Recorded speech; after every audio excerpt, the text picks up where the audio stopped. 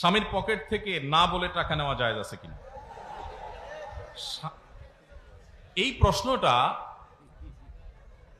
প্রশ্নটা আপনাদের হাসির কারণ হলেও অনেক মহিলাদের এই প্রশ্নটা অনেক গুরুত্বপূর্ণ, তার কাছে অনেক গুরুত্বপূর্ণ। আমার কাছে একবার রমজান মাসে রাতভর, সাধারণত আমরা আমাদের বাসায় রাতভর রমজানে সবাই জেগে থাকে, ইবাদতবন্দি করে, সকালে ঘুমায়, ফজর পড়ে ইশা করে তারপর ঘুম দেয়। তো আমার মনে আছে যে রমজান মাসে এরকম একবার সকালে ঘুমাইছি, জোর আগে উঠে দেখি মোবাইলে একই নাম্বার থেকে অনেকবার কল, 15-20 বার বা এরকম অনেকবার কল। তো এত বেশি কল একটা নাম্বার থেকে দেখে কল ব্যাক করলাম যে কোনো কারো বিপদ হলো কিনা। পরে দেখি ওই পাশ থেকে এক মহিলা ধরলো। বললাম, কি খবর, কোনো সমস্যা বোন? এতবার ফোন করেছেন, কে আপনি? তো বলে, হুজুর আমার একটা জরুরি বিপদ হয়েছে বা একটা ইমার্জেন্সি সমস্যা হয়েছে, একটা জরুরি জানা দরকার, এই জন্য ফোন দিলাম।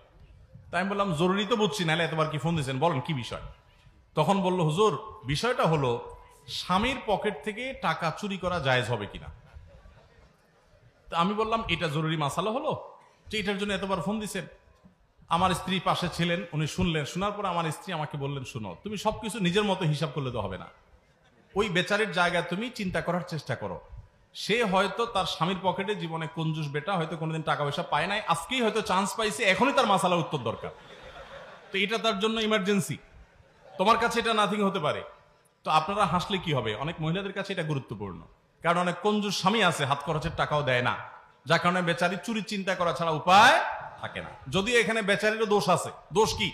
দোষ হলো বিয়ের সময় তার মহর ধার্য হয়েছে না হয় নাই, কিন্তু সে মহর নেয় নাই। ওই বাসর রাতে স্বামীর পাম্পট্টি চোটে মাফ করে দিস, আছে না নেই?